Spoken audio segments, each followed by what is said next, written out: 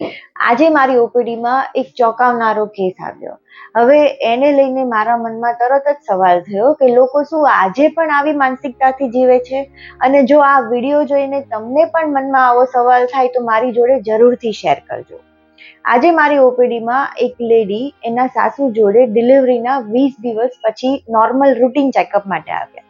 હવે જનરલી અમે normal delivery અને સર્જરી પછી અરાઉન્ડ અઠવાડિયા પછી પેશન્ટને સ્ટીચીસ તોડાવવા માટે બોલાવતા હોઈએ છીએ.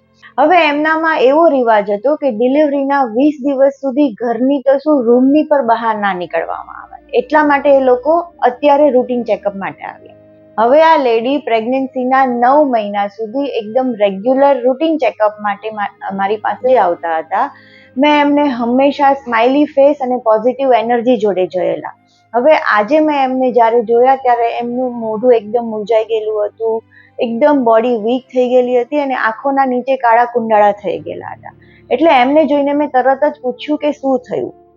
ત્યારે એમને કશો જવાબ ના આપ્યો. મેં ફરીથી પૂછ્યું કે શું થયું. ત્યારે એમના સાસુએ કીધું કે જુઓ ને મેડમ, આને ધાવણ જ નથી આવતું તો પછી બાળકનું વજન કઈ રીતે વધે.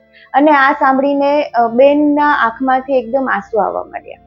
હવે મેં એમને થોડું કન્સોલ કર્યું અને એમને મેં કીધું કે જો તમે ખાવા પીવામાં દૂધ છે, દૂધની આઈટમ છે, ડ્રાય ફ્રૂટ છે, કઠોળ છે, લીલા શાકભાજી, ફ્રૂટ્સ, આ બધી વસ્તુ ઇન્ક્લુડ કરો જેના લીધે તમને ધાવણ વ્યવસ્થિત આવવા મળશે.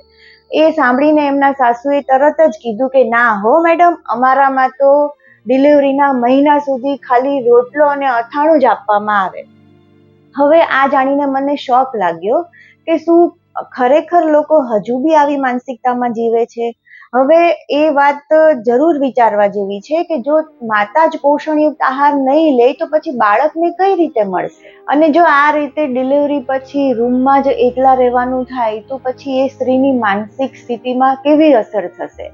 અને આના જ લીધે કદાચ પોસ્ટપાર્ટમ ડિપ્રેશનના ચાન્સીસ બી વધી શકે છે. ત્રીજી વસ્તુ, બાળકની કોઈ પણ તકલીફ માટે માતાને જવાબદાર ગણવાનું બંધ કરો. ચલો, બાળક બહુ જ રડે છે, માતાએ કઈ ગેસ કરે એવું જમી લીધું હશે. બાળકને ફોડકીઓ થઈ છે, માતાએ ડ્રાય ફ્રૂટ્સ કે એવું કશું ખાઈ લીધું હશે. માતાને ફ્રૂટ્સ કે શાકભાજી ના આપવા જોઈએ જેના લીધે ટાંકા પાકી જશે. હવે માતા જ પોષણયુક્ત આહાર નહીં લે તો પછી બાળકને પોષણ કઈ રીતે મળશે. ચોથી વસ્તુ, લોકો એ કેમ ભૂલી જાય છે કે પ્રેગ્નન્સી દરમિયાન જે સ્ત્રીની તમે આટલી બધી સાર સંભાળ રાખી હતી તેની ડિલિવરી પછી તરત જ આવી રીતે તરછોડી દેવામાં આવે તો તેની માનસિક સ્થિતિ પર શું અસર થશે.